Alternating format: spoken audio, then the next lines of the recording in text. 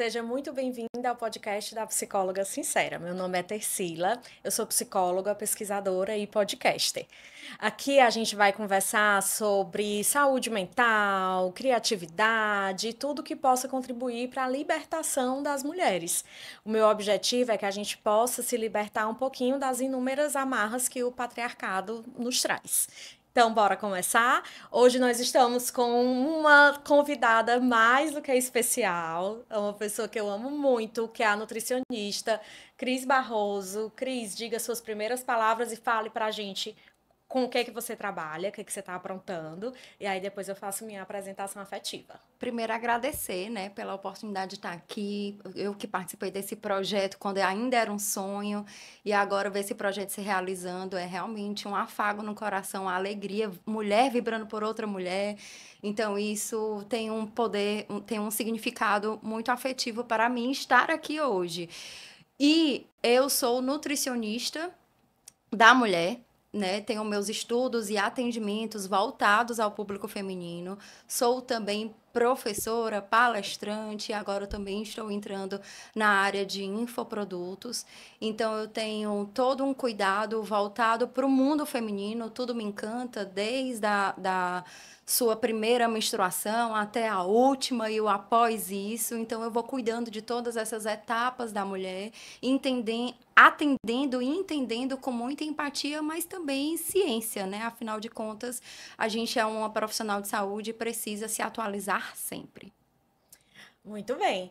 Gente, então agora eu vou falar da apresentação afetiva, e é muito emocionante até falar disso, porque a Cris é uma das minhas melhores amigas, amiga de infância, uma amiga que tá comigo, eu acho que a gente começou com 11 anos a nossa Sim. amizade, Uhum. e ali foi a primeira experiência que eu tive de uma amiga, de uma amizade muito profunda, que a gente ficava até tarde da noite acordada, conversando sobre as nossas Sim, questões, de sim. compartilhar os sentimentos e os pensamentos.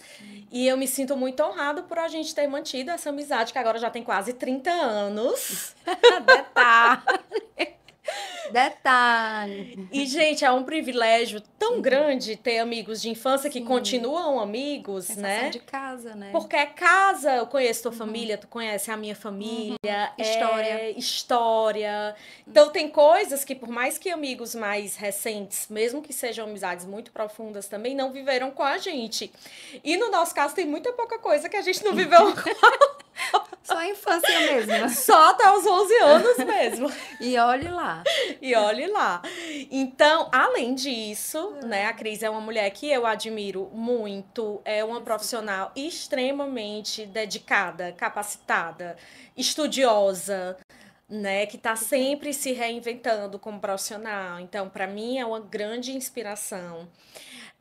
E a Cris é minha nutricionista, né? A nutricionista que me acompanha nos meus processos, assim, de uma paciência que eu sou uma paciente que dá trabalho. Eu dou trabalho, né? Mas a Cris tem muita paciência, muita sensibilidade, muita empatia mesmo com o que a gente passa, com as dificuldades que a gente vivencia.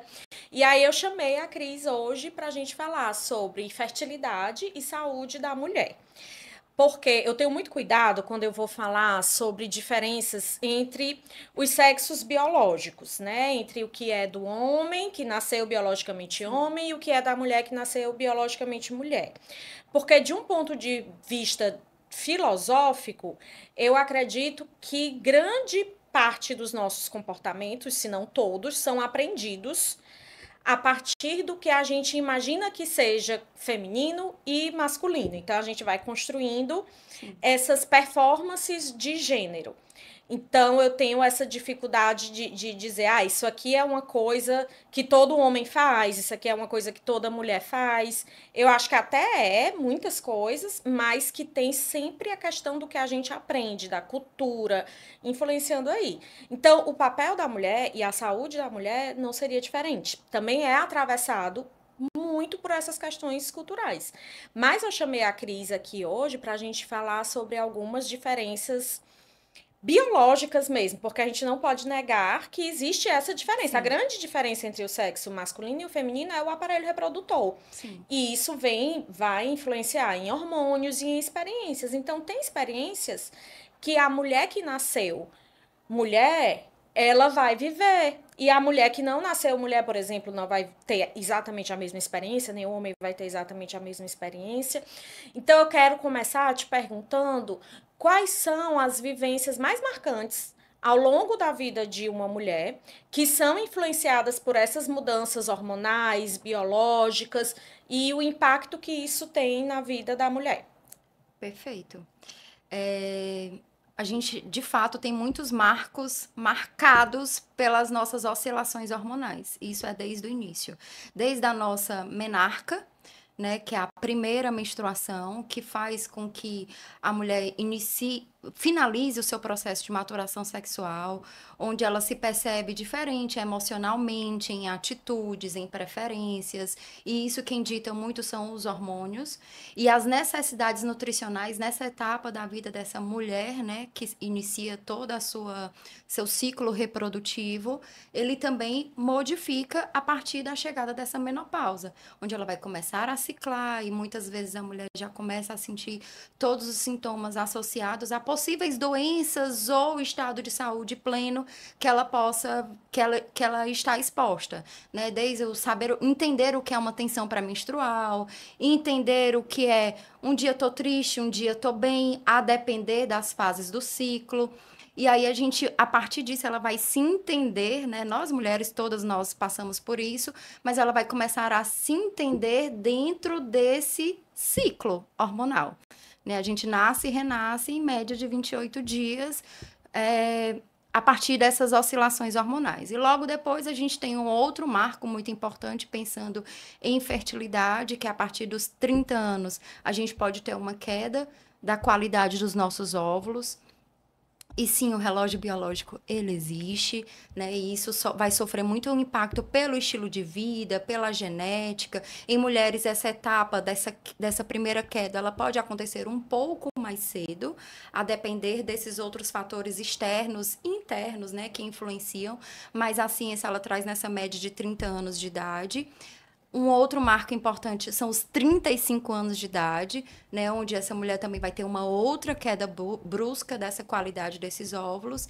E os 40, onde inicia o processo de falência dessa reserva ovariana, né, que pode trazer impactos não só à sua saúde, mas ela se perceber diferente em atividade, em energia, em estética, né? Um cabelo diferente, o cabelo pode começar a cair, uma pele que não é mais a mesma, uma fadiga sempre presente.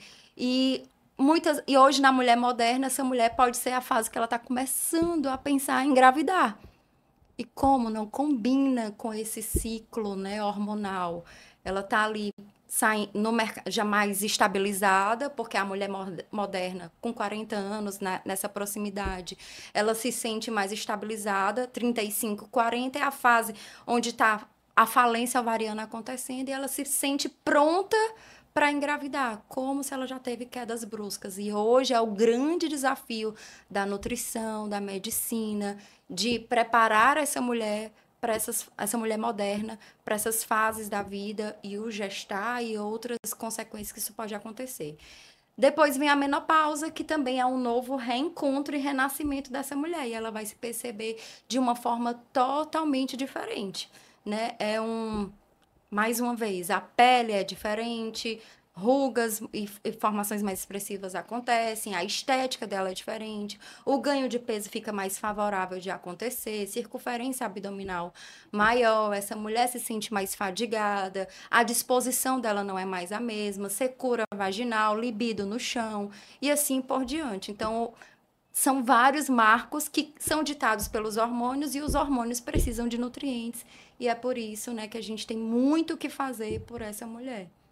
E esse corpo que está passando por todas essas transformações hormonais, ele está dentro de uma cultura que cobra muito das mulheres. Sim, Então, a gente vive uma cultura que é gordofóbica, sim. que é etarista, né? Então, quando a mulher vai envelhecendo, ela vai para a nossa sociedade perdendo o seu valor. E aí, isso é muito complexo. Do tipo, a mulher, o mundo mudou, como você falou. Então, uma mulher de 40 anos hoje é uma mulher super jovem, tá no auge da vida, às vezes, inclusive, da vida sexual, que tá mais se permitindo mais, que é quando se sente organizada para engravidar. Uma mulher de 40 anos, 100 anos atrás, era uma senhorinha, né, mais ou menos. Isso. Então, teve essa mudança no mundo, as mulheres, né, avançaram, puderam fazer outras conquistas, porque o que é que a sociedade prega ainda, mas pregava antes de forma muito mais intensa? Que a mulher nasceu para engravidar. A Isso. função da mulher na sociedade era engravidar e ter filho e cuidar dos filhos e da casa. E a do homem era sair para trabalhar e prover para aquela família.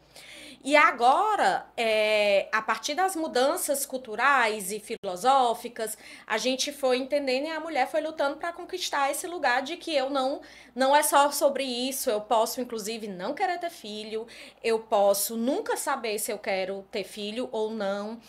Só que isso se choca com essa limitação biológica. E, gente, é assustador. Eu sei porque eu tô agora com 39 anos e eu me vi tendo que fazer essa decisão na vida, né? Qual é a decisão? Eu nunca tive certeza se eu quero ter filho. Sim. Nunca. Então, assim, tem mulheres que têm essa certeza desde a infância e tá tudo certo, né? Eu acho que, inclusive, deve ser ótimo saber se você quer ou não. É mais fácil, torna tudo mais fácil. Porque você tem uma certeza. você sabe, mesmo que depois que tem, você fica, opa, não é tão simples, mas você tá muito claro pra você o seu desejo Tá alinhado. de ter um filho, né? E eu nunca tive essa certeza. Então, eu nunca quis olhar para isso, para minha fertilidade, para uma possível preservação da fertilidade, porque isso não era o foco da minha vida de forma nenhuma, né? E a Cris, muito sábia, sempre dizendo, amiga, mas depois dá uma olhadinha, porque realmente tem a questão da limitação biológica, tu pode decidir isso depois, a Cris advogou muito. Tu não precisa decidir isso agora. Isso. Tu precisa decidir só se tu quer adiar essa decisão ou não. Ter a possibilidade de escolher. Quando a gente pensa em preservação da fertilidade para mulheres, é exatamente trazer a ela essa liberdade de escolha. Ela conseguir escolher em que etapa da vida, ainda assim com certa limitação, mas em que etapa da vida ela consegue fazer essa escolha. Então, ela pode congelar os seus óvulos com 30, 35, ou um pouco mais avançado, 35 mais, congela esses óvulos, vai fazer seus projetos, vai para o mercado de trabalho, vai realizar os seus sonhos, sejam sonhos profissionais, sonhos pessoais, viver as experiências que ela deseja viver, mas preservando essa fertilidade. Porque o que acontece é o óvulo envelhecer.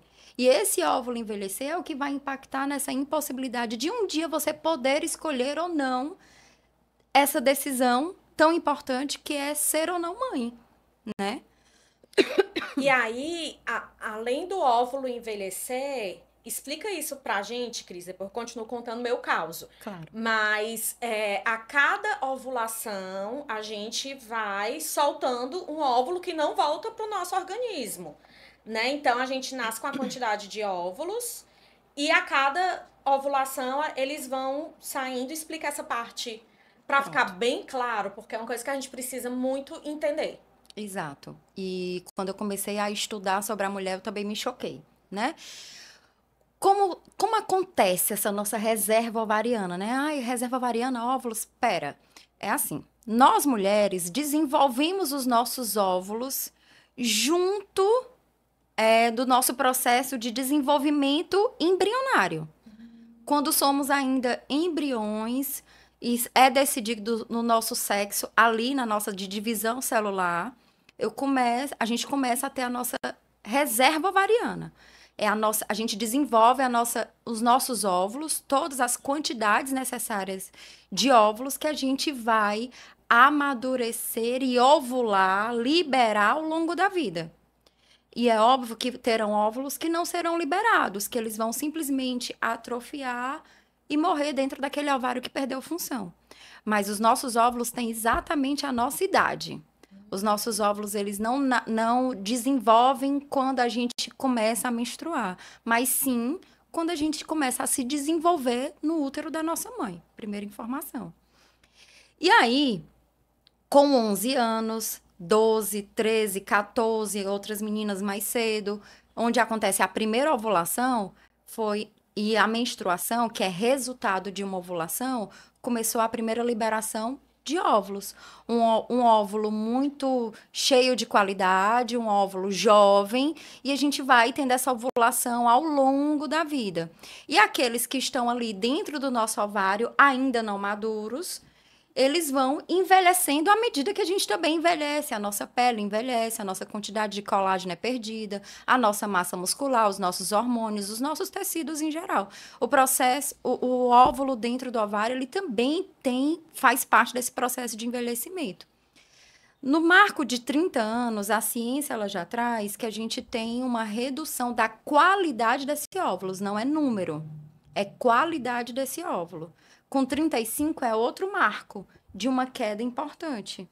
Com 40 também é um outro marco de queda importante. Mas a gente pode acelerar ou desacelerar esse processo de envelhecimento. E essa mágica é o que entra a nutrição.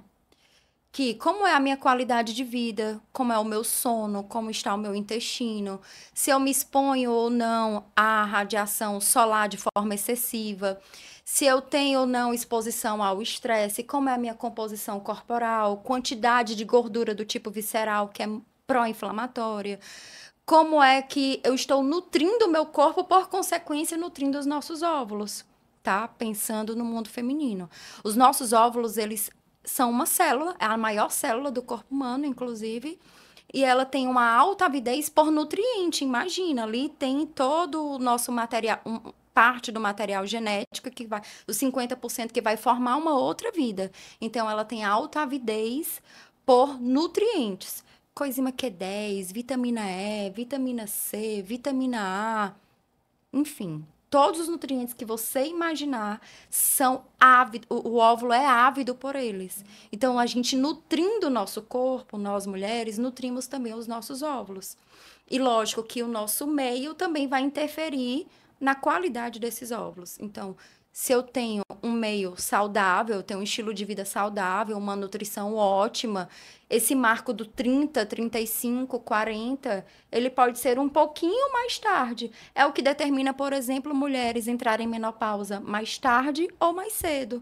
Menopausa precoce ou a menopausa mais numa idade aceitável. É a qualidade de vida. Que estilo de vida você está levando? Que envolve tudo. Nutrição, que é uma base forte, mas também sono, estresse, cortisol, excesso de gordura do tipo visceral e etc. Fumo, álcool, são outros pontos que afetam. Então, a gente trabalha isso para desacelerar ou trabalhar a qualidade desses óvulos aí também, para essa mulher que vai para criopreservação de óvulo, né?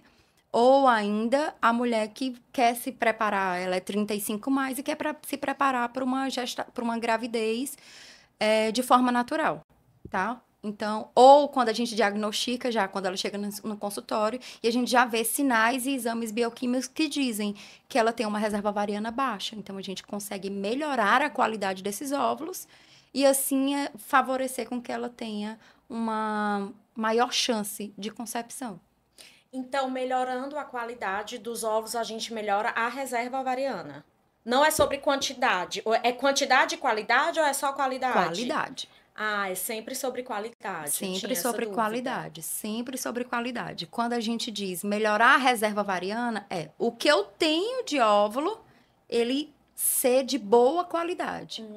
Então, quando a gente passa pelo processo de congelamento, que você teve essa experiência, esse óvulo não amadureceu, esse óvulo não tem uma boa qualidade, é porque ele provavelmente tem o fator idade, óbvio, mas que é um processo de envelhecimento que é normal para todos nós, mulheres também, mas muito provavelmente ele não teve um meio ambiente ótimo para o seu desenvolvimento. Ele não recebeu complexo B na quantidade adequada, vitamina E na quantidade adequada.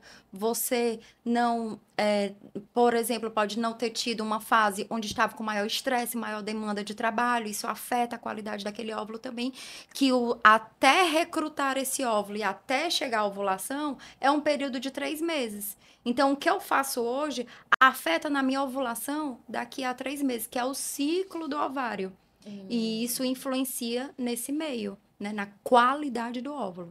Entendi. E é por isso, então, que quando a pessoa quer engravidar ou preservar a fertilidade, ela tem que procurar a Nutri com 3 meses de antecedência. No mínimo. No mínimo. Porque é o mínimo de tempo suficiente para vocês estimularem esses nutrientes que os óvulos estão ali ávidos por eles. Eu adorei essa explicação, ficou muito clara. Então, é o mínimo de tempo que vocês precisam para fazer essa estimulação, para cuidar da qualidade de vida, né? Porque quando a gente consulta contigo, tu realmente olha para isso tudo, né? Como é que tá o estresse, como é que tá a atividade física, como é que tá o sono.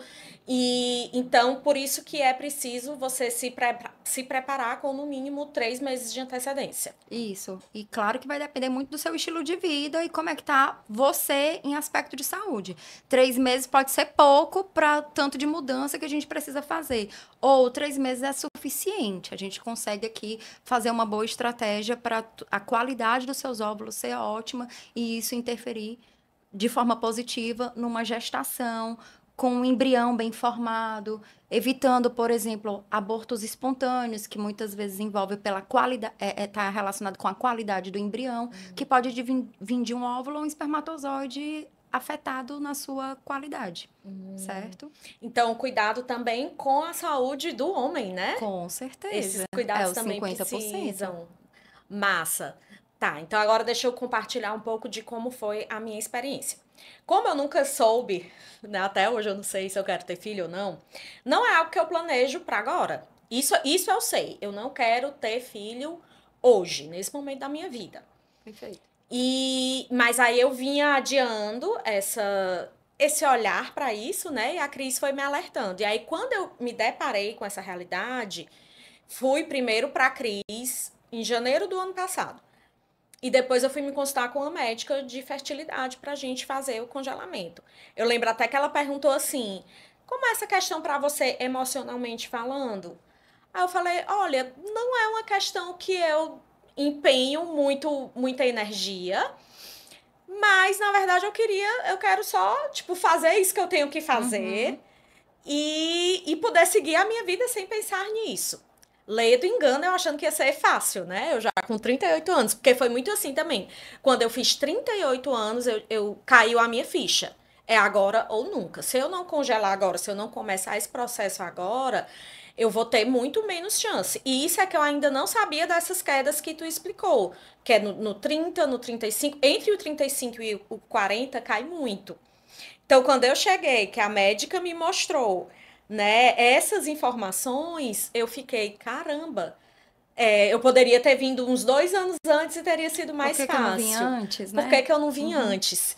E aí ela me perguntou isso e eu falei que queria resolver e fechar essa gavetinha. Ela disse, pois então pronto, a gente abre a gavetinha agora, faz a preservação, congela os seus óvulos, depois a gente fecha a gavetinha e você vai viver a vida. Só que aí eu comecei a investigar tudo da minha saúde. Então, eu tinha várias coisas para cuidar, para ter mais chances naquele congelamento. E aí a gente foi tentando cuidar. Eu tentei, como eu tenho essa gordura visceral, né, um percentual de gordura que podia ser melhorado, eu tentei emagrecer, mas a pressão de ter que emagrecer fez com que eu não emagrecesse, não só isso, né, mas também estresse e outras vivências. Sim. E aí eu falei, não, Cris, eu não vou emagrecer, eu não vou conseguir emagrecer não, vai ser sem emagrecer. Aí tu disse, pô, bora confiar nos nutrientes que a gente colocou aí pra estimular. E aí eu fiz a primeira tentativa, depois de organizar um monte de coisa nessa casa aqui, né, na minha casa. E foi muito frustrada, porque o resultado foi horrível. Eu fiz primeira. Da primeira. E aquilo mexeu tanto comigo, porque é como se fosse o momento em que você se dá conta se dá conta do fato de que você precisa pensar sobre isso, mesmo que você não queira agora, sobre ter ou não filho. Sim. E dessa limitação biológica, que infelizmente é injusta com as mulheres, é incompatível com a vida que a gente leva hoje. Não me sinto assim. Por que que meus óvulos não estão respondendo, né? E aí a gente se depara com essa experiência do fracasso. É. De tipo assim, se é esperado na nossa sociedade que eu tivesse filho e eu nunca tive, e isso é comumente percebido às vezes, assim, na conversa de uma pessoa que encontra a minha mãe. Ai, cadê a sua filha? Teve filhos? Não. Ainda não teve. Eu noto que fica uma coisa ali, porque é isso que a sociedade cobra. Então tem essa cobrança Sim. que não é só da sociedade, tem um desejo, é tudo misturado, tem Sim. um desejo também da pessoa viver aquilo. Mas eu, embora tivesse desconstruído já um pouco essa cobrança da sociedade dentro de mim, eu me vi ali diante daquele fracasso, daquela impotência. Do tipo, poxa, não deu certo. E se nunca der certo? Uhum. E se daqui pra frente eu não tiver outra E se oportunidade? eu não tiver essa escolha? Porque eu queria escolher. E aí eu não tenho. E se eu não tiver essa possibilidade de escolher? Né?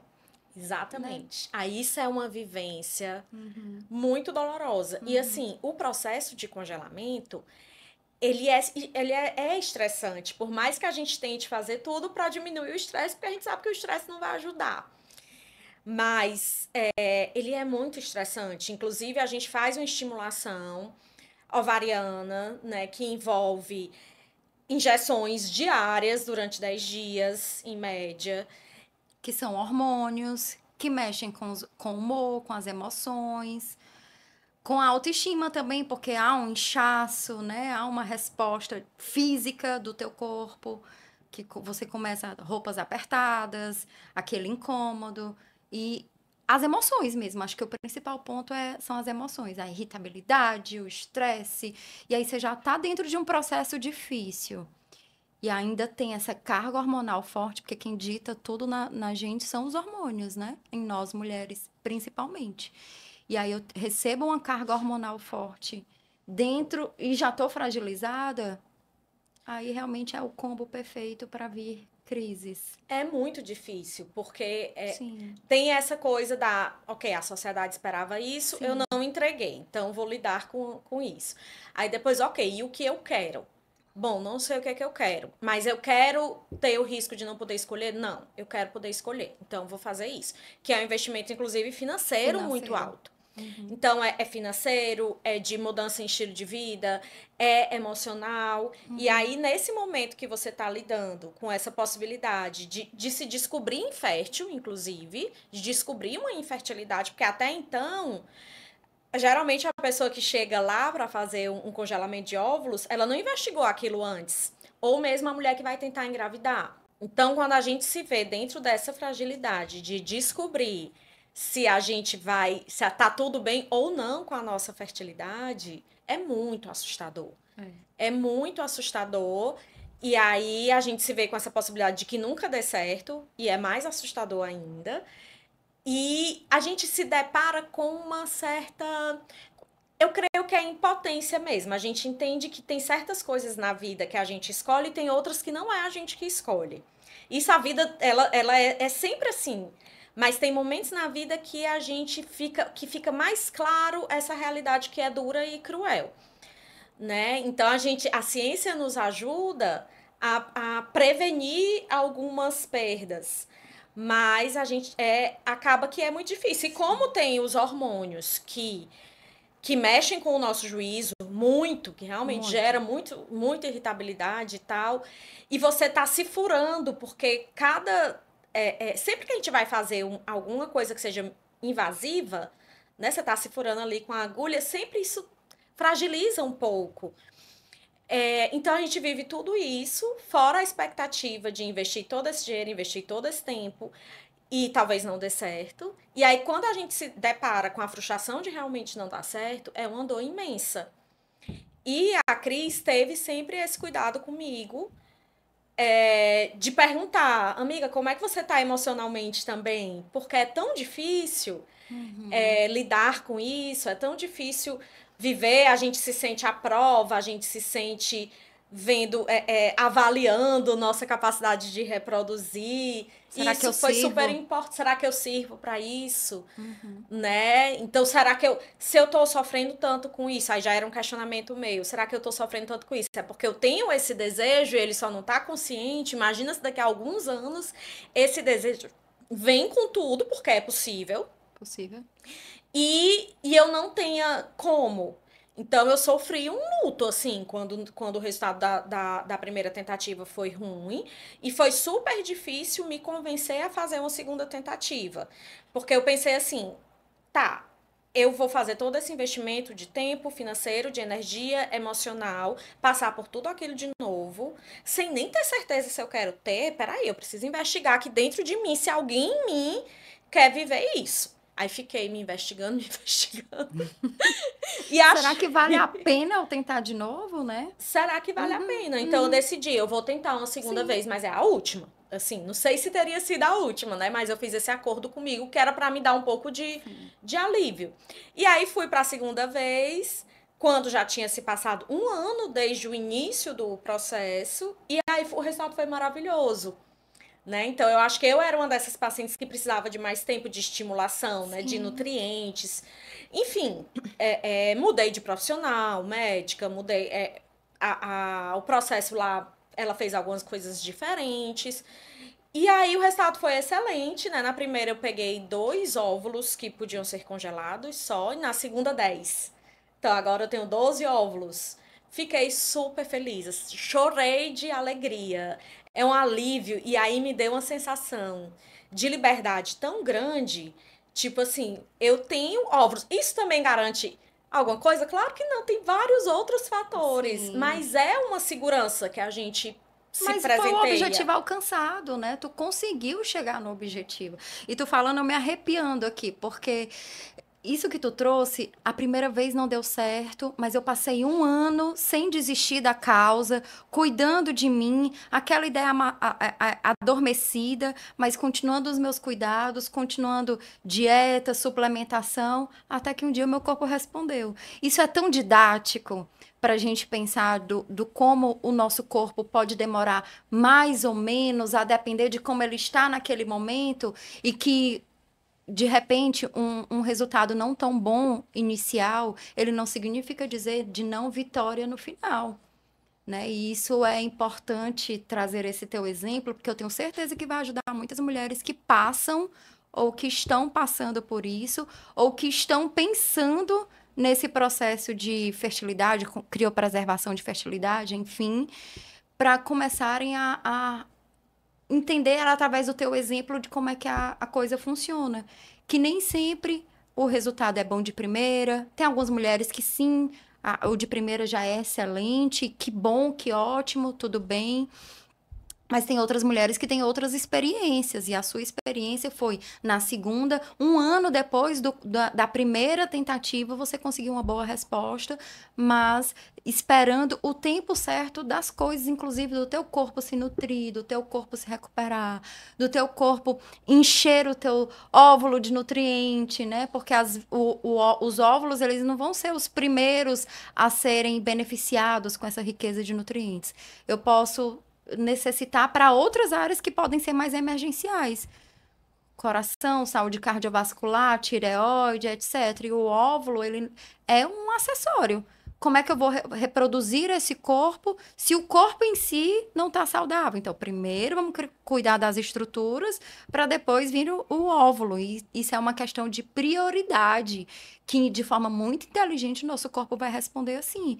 E depois que estabeleceu tudo, a tua dança hormonal, a tua qualidade de vida, os teus nutrientes, a saúde intestinal, que é um outro ponto, aí sim a qualidade desses óvulos começou a melhorar e responder. E tá aí um resultado de 2 óvulos maduros coletados para 10 óvulos no depois, né? Então, o que é que explica? Claro que técnica, óbvio, a gente tem que pensar também na equipe, mas uma boa nutrição. A gente não pode deixar de pensar e esquecer esquecer isso, né? Deixar isso de lado, pensando como estratégia.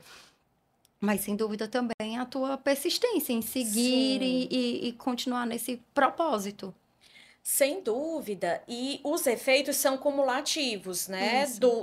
Da nutrição Uhum. e também de acupuntura. Porque quando eu cheguei na segunda médica, ela Perfeito. falou: como você teve uma primeira tentativa e não respondeu bem, você precisa se tratar. E o tratamento é dieta anti-inflamatória e acupuntura. E eu já vinha tentando, que aí é uma dificuldade muito grande minha mesmo, mas eu já vinha tentando ter uma alimentação mais anti-inflamatória e tomando a suplementação, que é também anti-inflamatória, né, que você passou, e fazendo acupuntura.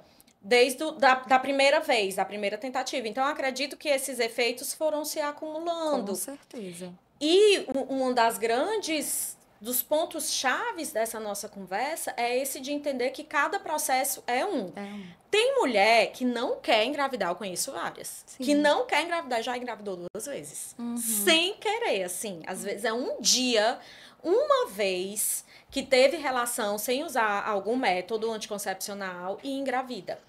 Conheço vários casos assim. Tem outras mulheres que vivem o que eu vivi, porque assim, essa minha história foi super difícil para mim, mas eu sei que ainda é fichinha comparada ao que outras mulheres já viveram. Porque tem aquelas que tentam, inclusive, a gestação e não conseguem, aí já viveram muito mais lutos do que eu cheguei a viver. Então, cada caso é um caso, Sim. cada história é uma. Só que um ponto importante é que não é fácil sustentar essas frustrações. Sim. Então, para você conseguir sustentar essas frustrações, você precisa estar muito bem amparada. Amparada pela equipe médica, amparada pela acupuntura, pela sua rede de apoio de amigos e familiares e pela nutricionista. E isso é algo que eu quero exaltar mesmo do teu trabalho, porque várias vezes eu chegava lá e não tinha perdido nada da minha gordura visceral, Droga, né? não tinha perdido, não deu certo a primeira vez, cheia de frustração. E a Cris nunca desanimava, assim. Eu lembro que na última consulta, aquilo me chamou muita atenção, porque a Cris dizia: pois vamos pensar em outra estratégia. Vai dar certo, Vai dar vai certo. funcionar. Então, E deu. essa equipe de saúde e de apoio emocional faz muita diferença. E o sustentar isso, né? Que Sim. você, como você me acompanhava de muito mais perto do que a médica, por exemplo, que também foi maravilhosa, você sustentava muito. A minha acupunturista sustentava muito. E uma coisa que eu quero esclarecer sobre a acupuntura. A acupuntura, ela é realizada por uma questão fisiológica mesmo, para estimular os ovários. Só que traz um efeito colateral de acalmar a mente, que é sensacional, que eu acho que eu não teria conseguido, eu teria pirado mais do que o que eu já pirei. Ainda bem que entrou a acupunturista. Se não fosse as sessões de acupuntura, mulher, Sim, porque eu sim. sei que ela tava ali realmente estimulando os meus ovários, mas ela me acalmava, eu saía de lá outra pessoa. E isso foi fundamental para eu suportar a ansiedade, a tensão e o estresse que esse processo me gerou. Então, é fundamental esse apoio. Fundamental. Não viva isso sozinha. Ah, uma coisa importante para a gente falar. Esse tema ainda é muito tabu na nossa sociedade. Porque, como é considerado para a sociedade um fracasso a mulher que não tem filhos, por algum motivo que seja, ou porque ela não quis, ou porque ela não consegue, ou porque ela viveu alguma coisa na história lá que ela entrou numa menopausa precoce, qualquer que seja o motivo, É isso é solitário. visto. É muito solitário, o processo muito solitário, e é visto como algo a não ser falado. Uhum. Então, a mulher que está tentando engravidar e não está conseguindo, hoje em dia eu acho que isso está melhorando muito, mas muitas vezes ela tem vergonha de falar sobre isso. E aí, nessa vergonha de falar sobre isso, por ser um assunto tabu, que é o que a gente quer desmistificar aqui, a mulher fica mais só ainda nesse processo. Total. E é muito solitário porque é você com o seu corpo. Mesmo que você tenha um companheiro massa quando você está tentando engravidar, é o teu corpo que foi exposto àqueles hormônios, né? É o teu corpo que não E o segurou, às vezes, a gravidez. Teoricamente, né? Eu sei que Sim, não é sim. assim, E o mas é o peso que se cai muito sente. para a mulher mesmo. Cai, porque ela que entende qual é o seu dia de ovulação, ela que vai percebendo e se testando o tempo inteiro, se observando o tempo inteiro. É revirada, até nos exames de investigação, é ela que é revirada de cabo a rabo. Às vezes o homem é o último a entrar nesse processo de investigação, e a investigação é super, super simples. Um espermograma comparado a uma videolaparoscopia, por exemplo, é nada. Então, existe todo esse quesito mesmo. A mulher, ela é muito mais fragilizada. Não é porque ela seja mais frágil, ela é fragilizada ao longo desse processo e tentativas, né? Além da carga hormonal, um dia ela tá bem, porque é o primeiro dia da menstruação, então hormonalmente, ativamente, ela responde de uma forma e emocionalmente também. Aí quando vai chegando perto da menstruação descer, e aí, será que a menstruação desceu, a gravidez que veio, e ela já foi revirada inteira, e usa carga hormonal, e precisa controlar, estar atenta ao ciclo, registrar o seu ciclo, é muito doloroso. E por mais que É. exista realmente o parceiro, e eu acompanho casais, que é admirável, de fato, o quanto existe essa parceria, mas acaba que o peso é maior para a mulher, porque ela precisa, ela controla tudo isso, porque é o corpo dela. Ela vive tudo no corpo e ela é responsabilizada, né? A mulher é muito mais responsabilizada por isso. Sim, Tanto é que antigamente a gente via nas novelas ou até em filmes antigos a mulher que é humilhada por não conseguir gerar filhos para o homem, né? Porque sim. sempre se imaginava que era um problema da mulher. E aí você trouxe esse ponto da gente ser revirada.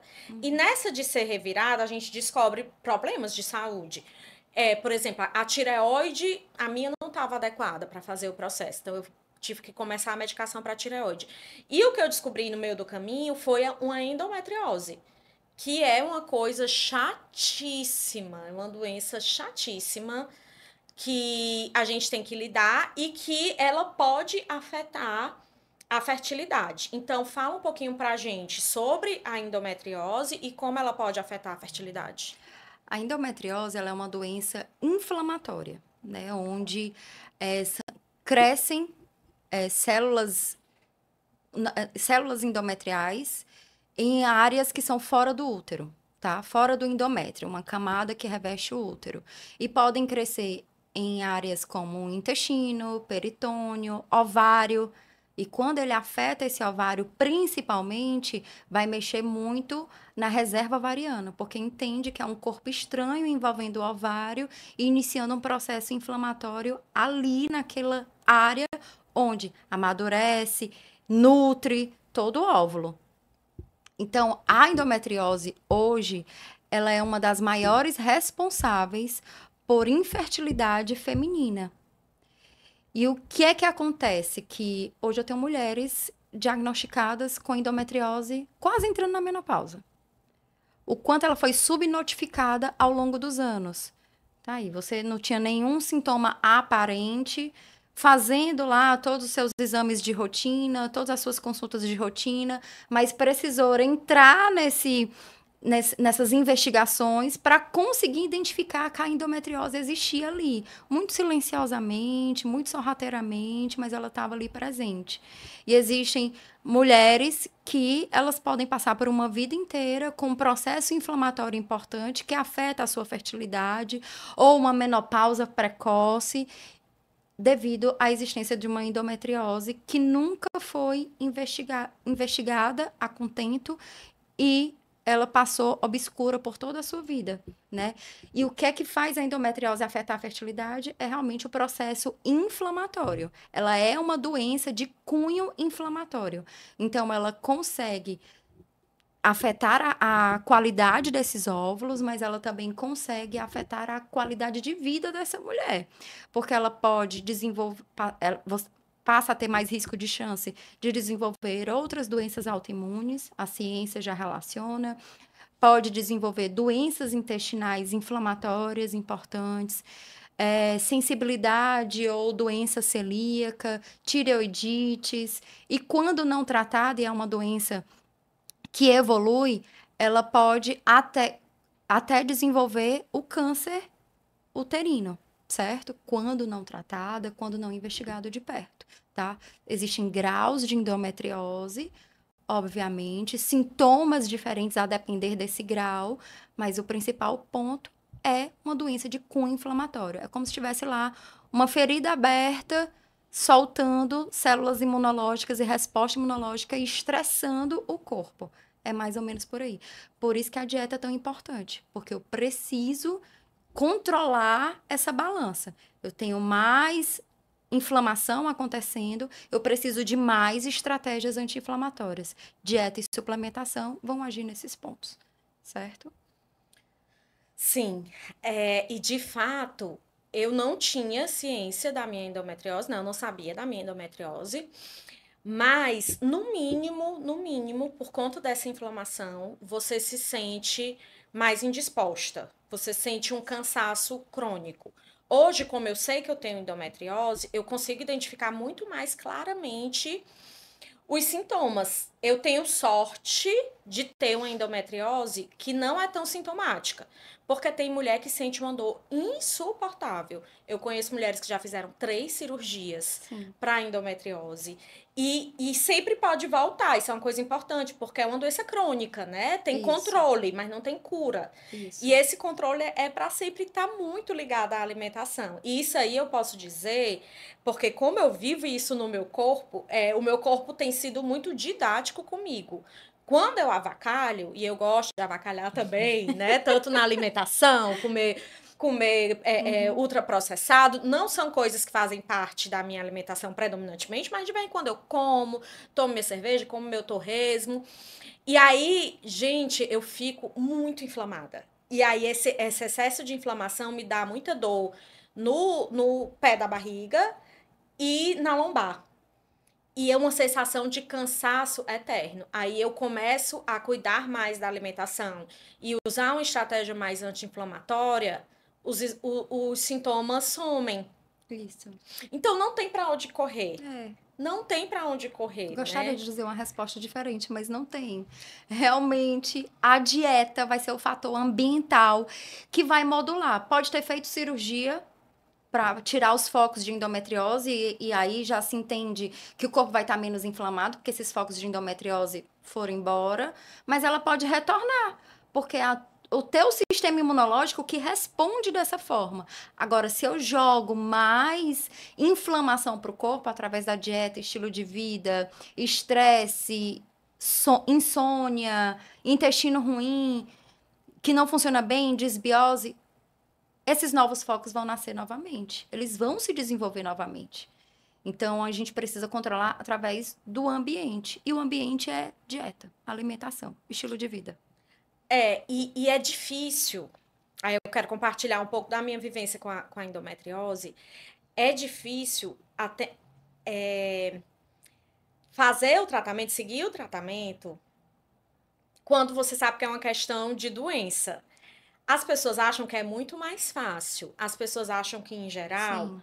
tipo assim, como é que uma pessoa tem diabetes e come doce? Sim. As pessoas julgam essa dificuldade de aderir ao tratamento, que é a alimentação. Sim. Mas é muito difícil mesmo, né? A gente, até comentei com a Cris, a gente já trabalhou muitos anos atrás numa clínica de hemodiálise e era muito sobre isso, né? Pacientes que tinham diabetes e a Cris ia lá e fazia a dieta toda bonitinha e muitos não seguiam e a gente ficava, Nada. Deus, como é que a pessoa não segue uma coisa que vai melhorar a vida dela, que vai pior. Gente, não é fácil seguir. Não é fácil. Você tem que se trabalhar para encontrar prazer naquilo ali. Você não pode encarar só como revolta, restrição. né? É quase como uma revolta mesmo, um ato de rebelião. Nossa, eu tô aqui doente, eu não posso. Por que que eu não posso? Pera, né? Então é meio que se colocar à prova. É um ato de rebelião, é resistência. Tipo, de não aceitação. Isso. Cara, eu não aceito essa limitação. Sim.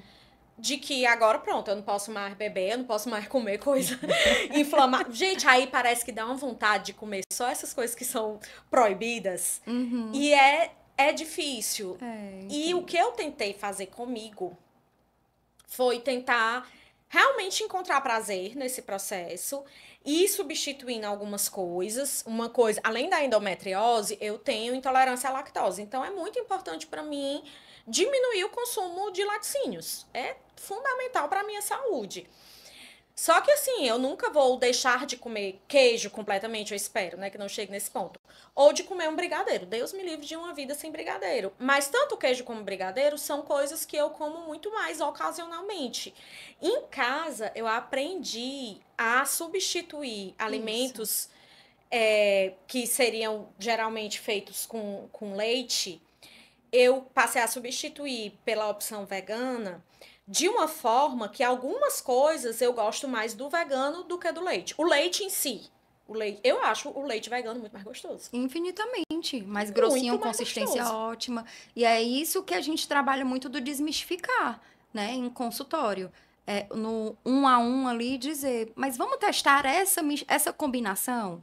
Porque às vezes você tem essa preferência porque foi o que você foi habituada e culturalmente inserida. Tem um gostinho de infância, tem um apego, uma afeição por aquele alimento que te traz lembranças. Mas existem outras, principalmente no mundo de hoje, que a gente tem infinitas possibilidades, porque o mercado de saúde ele é muito alto, a indústria alimentícia já entendeu isso e traz diversas possibilidades. E a gente tem possibilidade. E quem disse que é proibido o brigadeiro?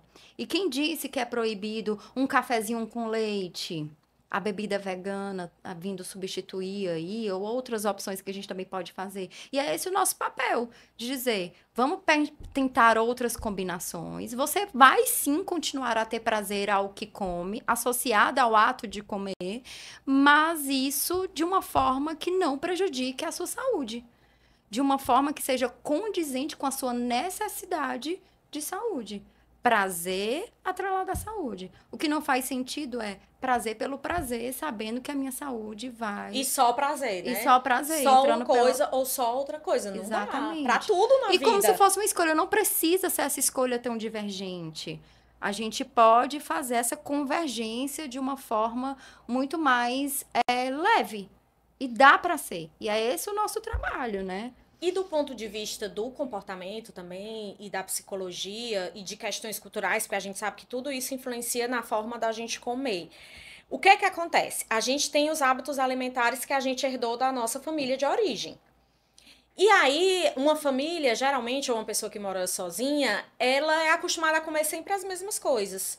Então, a gente muitas vezes não experimenta outras opções e tem certeza que não gosta das outras opções. Isso. O meu contato com nutricionistas me ajudou muito a experimentar novas coisas. Isso. E hoje eu tenho um paladar muito mais aberto, muito mais sofisticado até, no sentido de me abrir para vários sabores diferentes. E é mais gostoso porque é mais diversificado, entendeu? Então, a gente aprendeu que o leite era só o leite, que o pão é só o pão com glúten. Na minha família de origem, ninguém nunca comeu um alface. A alimentação lá de casa, a Cris sabe como é. O que a gente realmente gosta, assim? É a panelada, é a buchada, é o carneiro. É bem diversificado. É bem sertaneja a alimentação da minha família, né? A gente é de Calcaia e essa, de fato, é a alimentação que eu mais amo na vida. Se tu me perguntar qual é o meu prato preferido, é buchada. Mas isso não precisa estar na minha vida todas as semanas. Exato. Ou todos os meses. Então, com o nutricionista, eu lembro que antes de eu começar o acompanhamento contigo, há 20 e pouquinhos anos, eu fui nutricionista e disse, porque eu não gosto de salada. Ele, pois experimenta e tenta começar a gostar. Aí eu fui experimentando. Amo salada hoje em dia. Então, assim, eu amo salada, eu amo um leitinho vegetal, eu amo pãozinho com glúten. Eu achei um pão com glúten aqui, de coco, que é sem glúten. Sem glúten. Sem glúten, que é mais gostoso do que o pão de forma. Exato. É mais caro também, tem essa questão, mas é mais gostoso. Para você ver como a gente tem infinitas possibilidades. E você se abriu para um paladar, para uma experiência gastronômica totalmente diferente e sem divergir do objetivo de saúde. Sim. né? Casando, tendo prazer, eu posso ter prazer comendo e isso não me trazer prejuízos à saúde. É esse ponto que a gente sempre vai trazer para o ponto de equilíbrio, né? E que é um desafio, É um o desafio. equilíbrio. Às vezes é mais fácil ser o 8 ou o 80. E eu sou uma pessoa que funciona muito assim. Às vezes, ou eu tô muito engajada no cuidado com a minha alimentação, ou eu chuto balde e isso tudo dura algumas semanas. Uhum, Porque é difícil encontrar o equilíbrio. uhum. Mas a gente vai ter que passar a vida toda tentando. Eu estava até ouvindo um podcast da nossa amiga Rochelle participou e ela disse: a sua alimentação é sua responsabilidade pro resto da vida. Isso. E isso para mim ficou essa frase que eu quero que seja um chiclete. Vai ser sempre nossa Sempre é um responsabilidade. A gente ponto de sempre vai ter atenção. que cuidar disso. E é um ponto de atenção importantíssimo, porque é óbvio que a gente tem outras ofertas, outros ambientes, e que em algum momento a gente cede, mas o ceder não vai trazer, em situações específicas, não vai prejudicar a tua saúde. O que é que prejudica a tua saúde, a tua reserva variana, a tua dança hormonal, a tua longevidade? É o que eu faço o todo dia. O Isso é todo muito dia importante. é o mais importante do que um dia que eu decidi, eu consumir um brigadeiro, um exemplo, ou comer a buchada lá, quando você Uhum. vai para o ambiente da tua família. Isso te traz prejuízo? Não, porque é uma situação pontual. Agora, o que é que tu faz sempre? Aí sim é o que vai fazer a diferença na tua saúde. Exato, então eu acho que essa é uma das mensagens que a gente quer deixar, né? Do Uhum, tipo, o que importa é o que você faz mais, é o que você faz todo dia. exato. Dá para experimentar outras coisas, tanto coisas que são mais alinhadas com a tua necessidade nutricional e de saúde daquele Isso. momento, como coisas que não são. Então, se eu for Hum, para o aniversário de criança, eu vou comer brigadeiro. uhum. Se eu for para um almoço de família e tiver a buchada, claro que eu vou comer a buchada. E aí tem também o meu eu revoltada, que às vezes quer comer tudo errado mesmo. Errado, né? Já tô dicotomizando uma coisa que não era para ser dicotomizada, mas que quer chutar o balde porque eu não quero aceitar que eu tenho uma doença crônica e que tudo depende de mim. Não, ai não, gente, é Mas aí muita tu vai coisa. lembrar o que é que eu faço todos os dias. Isso. O que eu Isso. faço todos os dias, é isso que importa. É isso que importa. E se abrir para o novo, se abre para experimentar Isso. coisas novas. E outra coisa também que eu quero dizer é que é muito difícil para mim a parte da organização da alimentação, de pensar o cardápio, fazer a lista de compras e comprar, voltar, fazer, deixar tudo pré-pronto para a semana. Isso exige muita disciplina e eu muitas vezes não consigo. Mas quando eu consigo, é extremamente prazeroso para mim. É outro prazer É descoberto. outro prazer descoberto. Uhum. Gente, é tão bom porque eu faço coisas que realmente são do meu, o que o meu paladar gosta Isso. e que eu sei que estão me nutrindo não só a alma, mas o corpo também. Traz o prazer e traz a certeza de que eu tô me fazendo um bem danado. É a certeza da combinação perfeita. De que eu tô cuidando de mim, É, né? De é, essa sensação, eu estou cuidando de mim. Isso é isso. maravilhoso. É Sim, impagável. isso pra mim é impagável. Por exemplo, se eu como muito em self-service, porque eu moro só, não consigo às vezes fazer almoço. Eu tô abusada da comida do self-service. No dia que eu consigo fazer um peixinho na air fry com uma saladinha, um arrozinho, que eu sou a louca do arroz, né? Gente, aquilo pra mim me gera muito mais prazer do que a comida do self-service, que tá cheia de condimento, de coisas que Você eu não nem sabe nem o que é que curto, existe não sei nem o que ali. é que tem. E E o ritual, né, do preparo, o ritual do guardar, o ritual do planejar, tudo isso são pontos de prazer de saber que eu tô fazendo algo por mim. E isso, de fato, é é a muito grande gostoso. diferença. É muito gostoso. E aí a gente já precisa começar a se despedir, que eu tô olhando aqui Ah, pro tempo. E, Cris, pra gente se despedir, eu quero dizer que primeiro que foi uma conversa muito rica, que é muito. impressionante como a gente se conhece muito e conversa muito sobre essas questões, porque tem esse cuidado como nutricionista, mas mesmo assim eu aprendi várias coisas novas hoje. É, Né? E como é importante para eu ir pensando os meus processos, né? Os meus processos de resistência ao tratamento, os meus processos de tentar entender que não é 8 nem 80, de tentar isso. entender que eu posso ter prazer, essa coisa da proibição. ela desperta o desejo realmente. Então, não é uma questão E de não é o proibição, caminho. é uma questão de escolhas diferentes, diversifique suas Isso. escolhas. Então, eu quero te agradecer muito por ter vindo aqui. Pra gente finalizar, eu quero te pedir para uma dica. Bom, eu tenho uma dica para combinar com o assunto do filme. É do filme ou De livro? filme, livro, Uhum.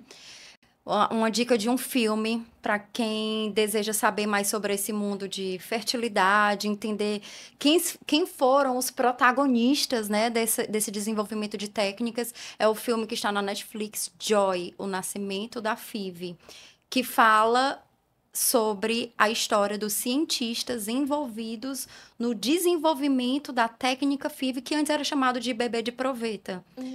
Né? Então, é um filme bem interessante, que, na verdade, faz uma reparação histórica, inclusive com uma mulher, que é a enfermeira embriologista, que ajudou de uma forma muito empática, mas também com todo o seu conhecimento intelectual, a desenvolver a técnica da FIV. E mostra ela em contato com todas as voluntárias, mostrando ela no seu papel mesmo de acolhimento, no atendimento, envolvimento com essas mulheres, e é um filme muito emocionante. E ela não foi homenageada, porque ganharam o prêmio Nobel, ela não ganhou o prêmio Nobel. E aí foi trazido esse filme como uma homenagem, e o próprio cientista, o Peter, eu acho, trouxe essa reparação histórica. Ele fez questão de trazer a importância dela dentro da pesquisa. Então, é muito interessante, muito emocionante ver todo esse bastidor dessa técnica, né? Do desenvolvimento dessa técnica, Fantástico. que hoje é disseminado no mundo inteiro, né? Fantástico. Cris, já quero assistir, não conhecia. É lindo. E outra coisa, aqui também a gente deixa a convidada fazer um tete a tete, que é o momento que ela faz uma pergunta Minha hora. pra mim. Pode fazer o tete a tete. Vamos lá.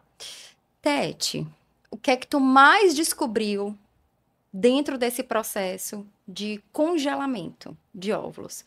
Qual foi a tua descoberta sobre si dentro desse processo? O que é que te fez ser diferente ou olhar diferente após você passar por esse momento tão importante, né?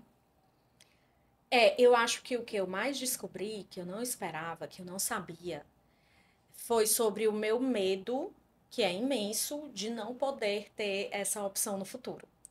Foi sobre o meu medo de nunca conseguir gestar, ter um filho. Eu não sabia que isso existia, porque sempre tive muita consciência dos meus medos de ter um filho. Sim. Né? Eu acho que eu imagino, né, nos meus fantasmas, que é uma explosão de emoções muito grande, que eu não vou dar conta, ou que é um nível de dedicação, de abdicação, que eu não sei se eu tenho essa disponibilidade emocional.